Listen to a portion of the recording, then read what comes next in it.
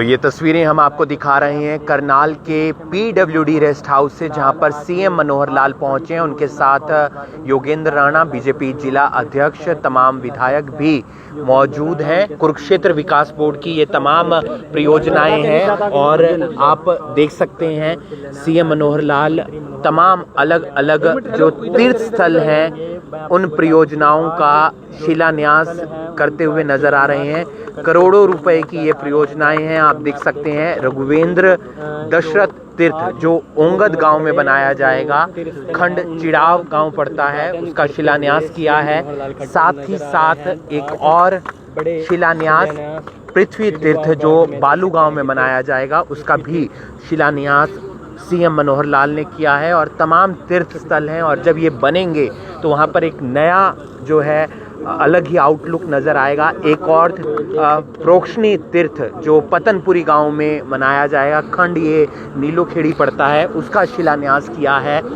चौथा जो तीर्थ स्थल है उसका शिलान्यास CM मनोहर लाल करते हुए नजर आ रहे हैं। धन क्षेत्र तीर्थ के पार्किंग है, मेन गेट है, साथ ही साथ महिमा पट है जो असंध में तैयार होगा और जब बनकर तैयार होगा तो एक अलग ही दृश्य वहां पर देखने को मिलेगा। अंजनी तीर्थ गांव अंजनथली में इसका शिलान्यास किया है CM मनोहर लाल ने और सभी परियोजनाएं लाखों रुपए का उस पर खर्च आएगा। वेदवती तीर्थ है गांव सीतामाई में, उसका भी द्वितीय चरण है, उसका शिलान्यास किया है। साथ ही साथ एक और आप देख सकते हैं व्यासस्थली तीर्थ जो गांव बस्थली में है, उसका भी शिलान्यास किया है, उसका भी द्वितीय चरण है। और ये आखिरी आप शिलान्यास देख सकते हैं CM मनोहर लाल की तरफ से मिश्रक तीर्थ जो निसिंग गांव के अंदर है, उसका भी शिलान्यास किया है। सर, जब ये बनकर तैयार होंगे तो काफी अच्छा भव्य देखने को मिलेगा।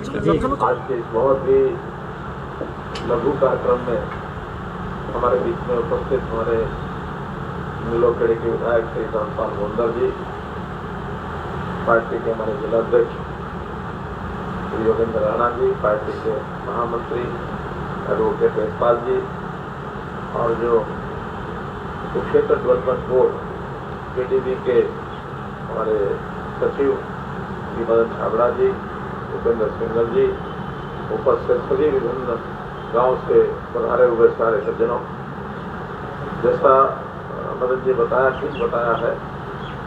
पहली बात तो इसकी भूमिका में इतना ही है कि कुरुक्षेत्र जो है ये न केवल देश में बल्कि विश्व में एक प्रसिद्ध स्थान, तीर्थ स्थान इस नाते से उभर करके आया है। भगवान कृष्ण ने गीता जी का संदेश कुरुक्षेत्र में दिया और जो महाभारत का युद्ध हुआ वो युद्ध केवल कुरुक्षेत्र शहर के आसपास नहीं था, थानेश्वर शहर के आसपास नहीं था, बल्कि पूरी 48 कोस का जो एरिया है, जो परिक्रमा जिसको कहते हैं, 5 जिलों में ये एरिया आता है। कुरुक्षेत्र में है, करनाल में है, पानीपत में है, कैथल में है और जींद में है। तो जैसा बताया कि 164 ऐसे तीर्थ, ऐसे गांव, ऐसे सरोवर, ये सब अभी उपलब्ध हैं और जिनका कहीं ना कहीं किसी साहित्य में, प्राचीन साहित्य में वर्णन है। और वो जितने भी सरोवर हैं वो किसी न किसी उस समय की घटना के ऊपर आधारित उनके नाम भी रखे गए। जब इस बात की जानकारी मिली तो सारी टीम इसमें लग गई कि कौन से वक्त से तीर्थ है, चल के देखा जाए, उनको विकसित किया जाए। आपकी जानकारी के लिए मैं स्वयं 5 जिलों में एक दिन का समय मैंने लगाया है। कभी 10, 12, 14, 10, 12, 14 तीर्थ हर जिले में मैं जाकर स्वयं देख करके आया हूँ। यानी लगभग 60, 65, 70 तीर्थ ऐसे हैं जो मैं स्वयं भ्रमण कर चुका हूँ। और वहाँ के लोगों की जो श्रद्धा है वो तो सब आपको बताने की आवश्यकता नहीं, क्योंकि आप सब उन गाँव से आए। तब इनको विकसित करने का जो शुरू हुआ, तो जो पहले कुरुक्षेत्र डेवलपमेंट बोर्ड केवल कुरुक्षेत्र के जो तीर्थ थे उन्हीं के विकास के लिए उनके पास सारा सिस्टम था, बजट भी उतना ही होता था, कोई बहुत ज्यादा बजट नहीं था। लेकिन हमने धीरे धीरे जैसे जैसे कुरुक्षेत्र का कार्यक्रम अंतर्राष्ट्रीय गीता जयंती का विस्तार होने लगा, वैसे वैसे इन तीर्थों को विकास करने के लिए योजना बनाई। हर एक जिले की समिति बनाने के लिए कहा था। मैं समझता हूँ शायद बन गई होगी, नहीं बनी हो तो जिले में कहीं 15 है, कहीं 12 है, कहीं 20 है, 30 है, जितने भी तीर्थ उस जिले में पड़ते हैं तो कम से कम जिले की समिति हो जाए।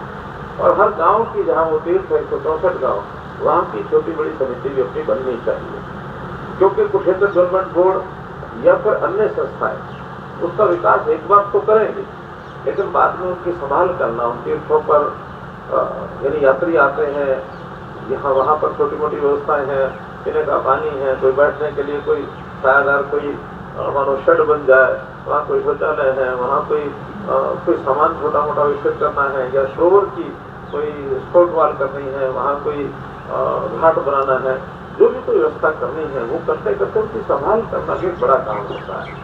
तो संभालने के लिए मैं समझता हूँ स्थानीय लोगों को ही आगे आकर के उनको संभालना चाहिए, वरना कई बार पैसा लगता है, संभाल नहीं होती, बाद में फिर उसको लोग तोड़ना शुरू करते हैं या उसको खराब करना शुरू करते हैं। तो खराब की न हो, हमारे 30 स्थान है सर्विसित हो, और इन 30 स्थानों पर परिक्रमा की जो बात बताई है हमारे मन में है कि कुछ छोटे छोटे सर्किट परिक्रमा के, मानो आसपास के स्थान 10, 12, 15 का एक परिक्रमा की जाए, दूसरे 10, 12 की दूसरी परिक्रमा का सिस्टम बनाया जाए, पैदल परिक्रमा हो सकती है, साइकिलों पर हो सकती है, मोटरवाहन पर हो सकती है, किसी भी चीज पर सड़कों से भी कैसे न कैसे जुड़ने की बात हो सकती है। लेकिन तो गाँव हमारे सब एक दूसरे से जुड़े हुए हैं, कोई बहुत और सड़कों की ऐसी कमी नहीं है, चाहे मार्केटिंग बोर्ड की बनी है, चाहे PWD की बनी है, हर एक गाँव दूसरे गाँव से जुड़ा हुआ है।